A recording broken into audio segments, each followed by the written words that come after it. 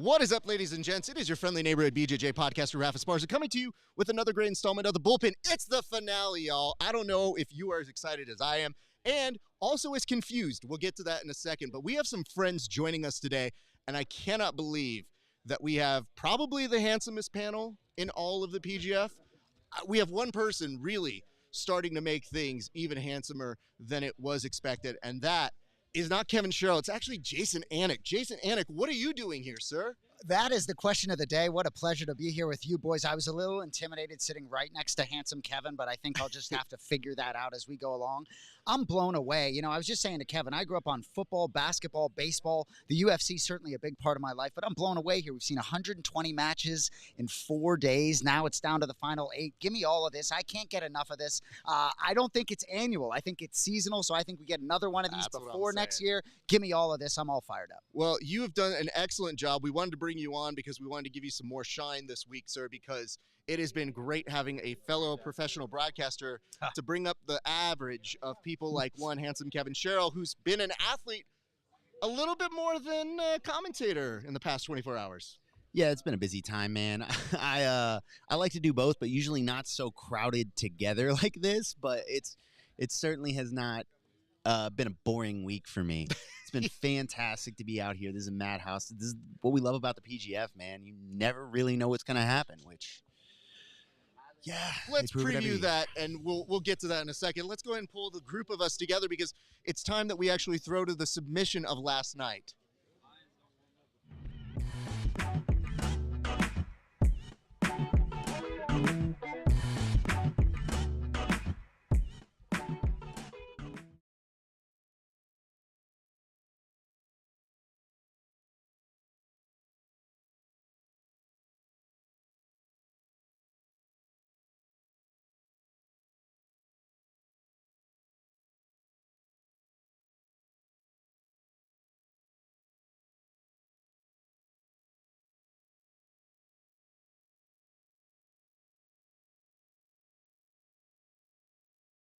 Yes, 100% is in this finale. So very excited for that. Gentlemen, why don't we go to the board right now and we get to the topics at hand. Very excited to have you guys joining us. The first prompt is this. Wait, what?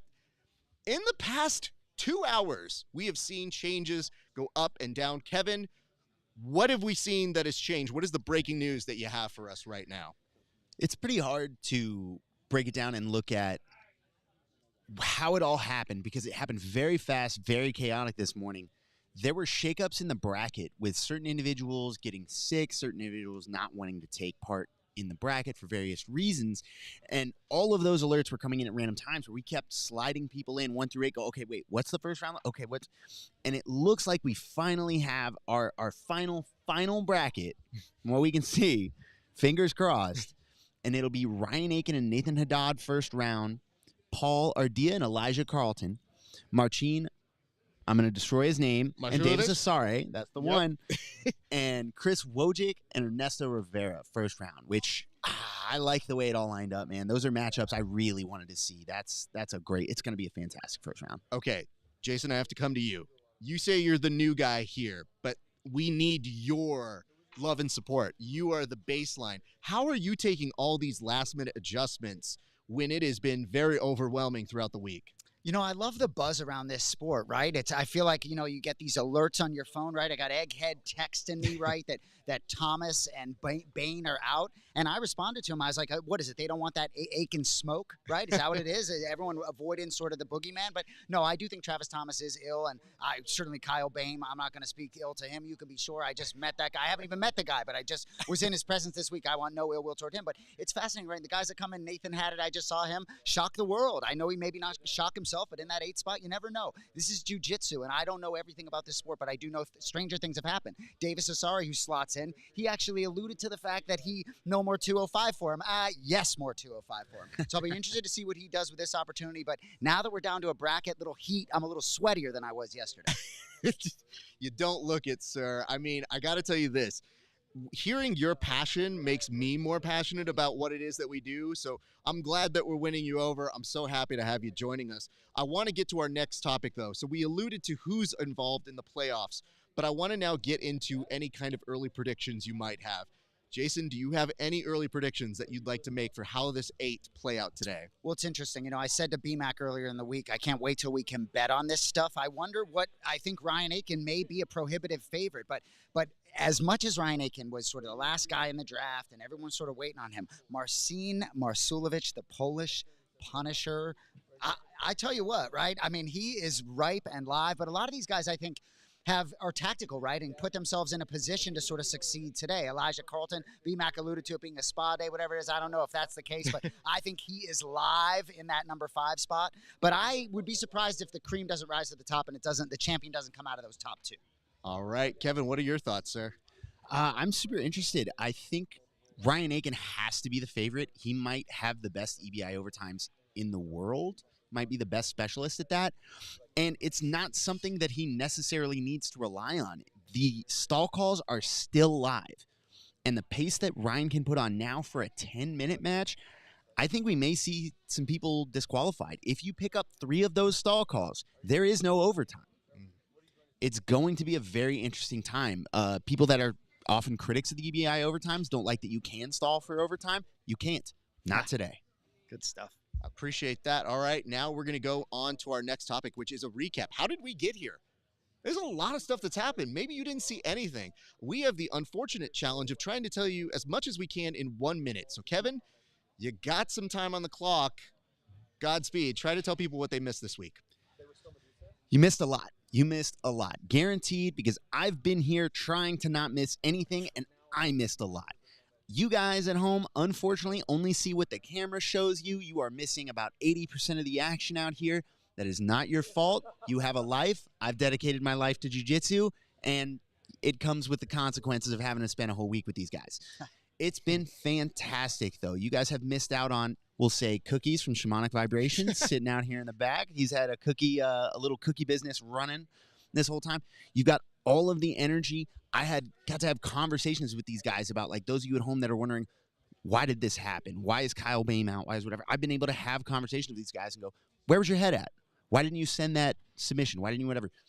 If we recap it, Ryan Aiken dominated.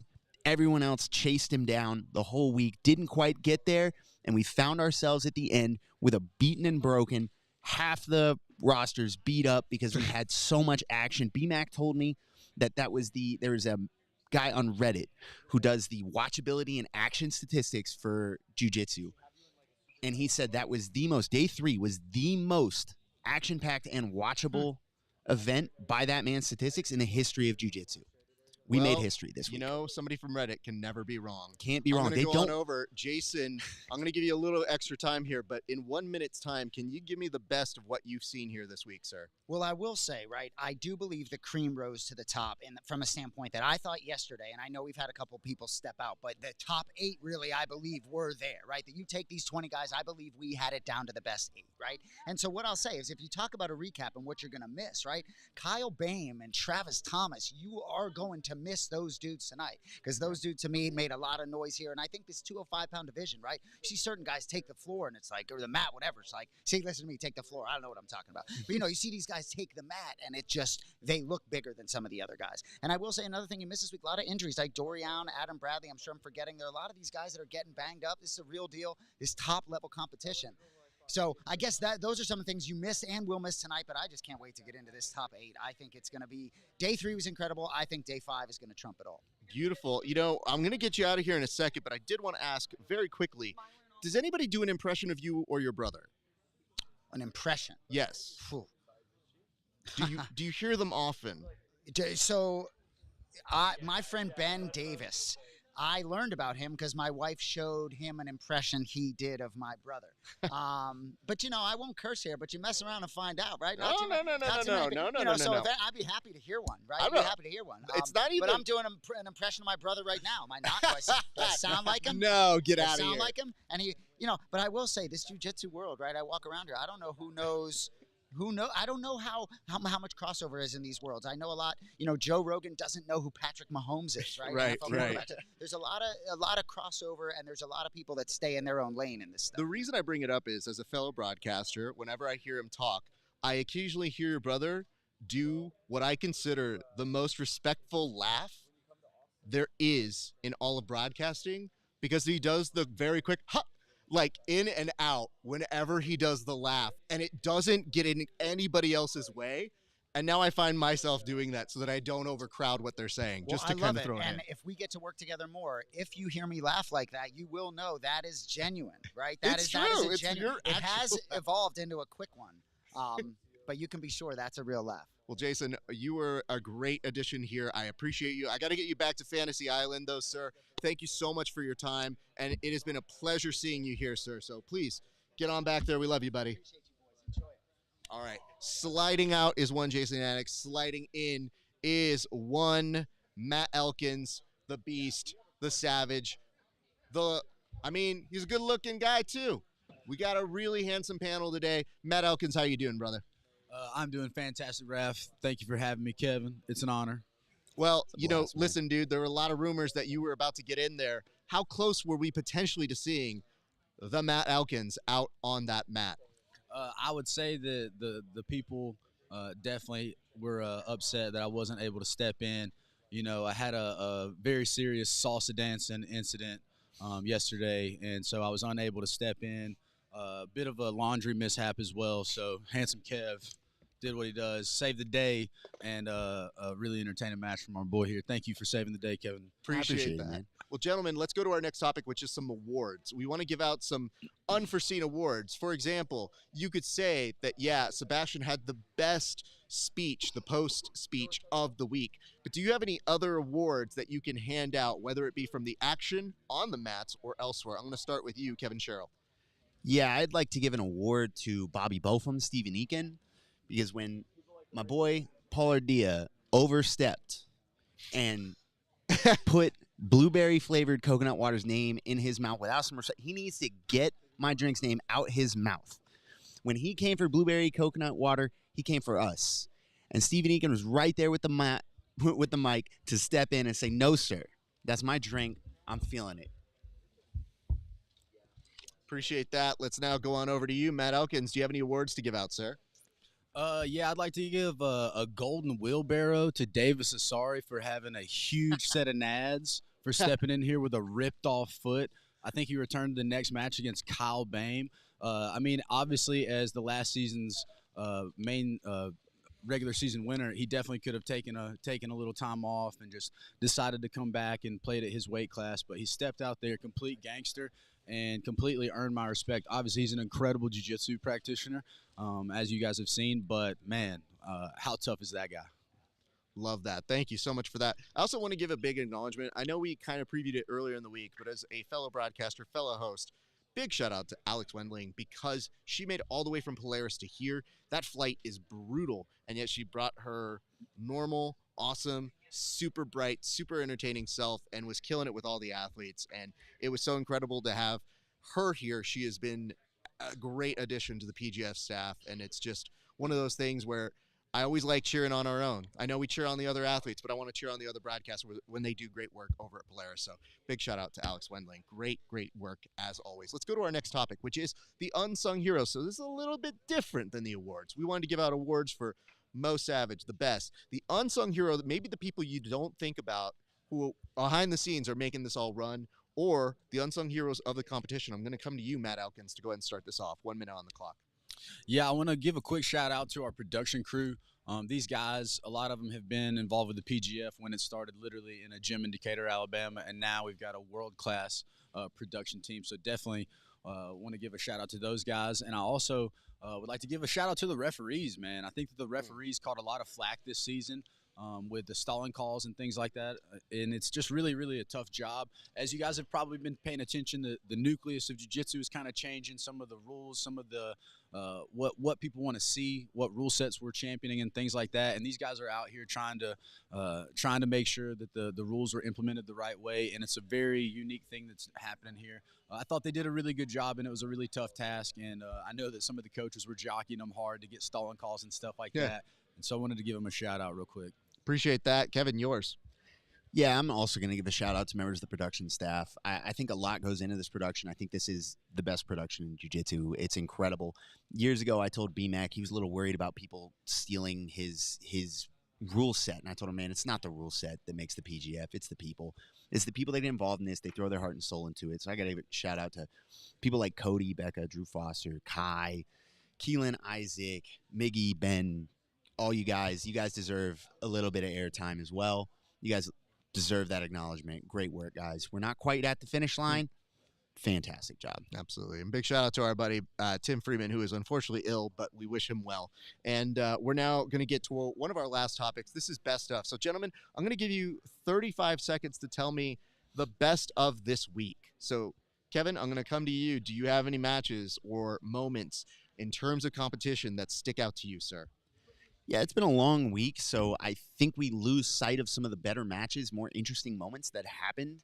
I'm going to bring us all the way back to day one of the first matches, Kyle Bain versus Ryan Aiken, where Ryan passed his guard several times in dominant fashion and displayed this, and Kyle Bain stuck with it, rallied, adjusting to a new rule set, and did very well. And the entire time, both were farting. It was amazing. It was absolutely hilarious. You know what? Thank you for that information. Yep. The production picked that up. It was thank so you. funny. Thank you. The great reporting we're having you do here. Matt, I don't want to waste any other time. 35 seconds for you, sir. How do you veer off of the subject of Ryan Aiken when you say the best of? I believe he scored over 50 points in the regular season. Just a crazy performance in the quote-unquote modern era of the PGF, where there are only, I believe it's 12 matches instead of like 24 matches in the first seasons. I believe Elijah Carlton technically owns the single season point scoring record, but what a performance by Ryan Aiken. Super happy to see that guy continuing to crush it. And I mean, just a scary. They wanted me to grapple that guy coming off the couch at one point. I was like, you're going to throw me in there with Ryan Aiken off the couch, brother? I'm going to sit here with Hodger Grace. Don't mind me. All right, Kevin, you have 1 minute to talk to us about your best of plus or minus moments. So the plus or minus moments are those point differentiums for the individual team members and how much they provided their team. So 1 minute on the clock. Let's see you do it. Yeah, so it's a stat I've been looking into. This is my little baby that I'm trying to get people to acknowledge. I would love for this to get picked up and run with. What we do is we take out the team points because they do affect people score a lot, and we subtract the points they gave up. So if you got submitted, we'll say a kill. I remove 6 points for your plus minus, and then we average that against how many matches you had over the course of the year, basically deciding how many points we can expect from you per match this season. I've got every single athlete that got in there. We got a few alternates that are very upset because they came in for 1 or 2 matches, 3 matches, and got submitted a few times, and they have a really rough plus minus, but everybody listed. And I have to say, you could be surprised at where some of these guys land. We've got Davison Souza at 9 with a plus 0.4. To put that in context, you have Davis Asari ended out with a 0 plus minus. He broke even on the season with all his matches. So you've got guys like Davison Souza coming in off the bench doing very well. Give me your top 3 right now. Ryan Aiken has a plus 3.75. Marcin has plus 2.91. Kyle Bain has plus 2, and Paul Ardea with plus 1.41. That's a good return on investment. We'll look more into that in the post show tonight, but we want to say thank you guys for catching out all the pre-shows. We will be back tonight for the post show. I want to thank these gentlemen, Matt Elkins, handsome Kevin Sherrill, and our good friend Jason Anik for dropping in to fill in for Tim tonight. Guys, don't go anywhere. The action is happening on UFC Fight Pass. After that, come back, see you boys over here. We're going to get you with official post-show action. We'll have the winners. We'll have all the great moments. Don't go anywhere. We love you guys. It's been a great day for grappling. We'll see you back on the mats.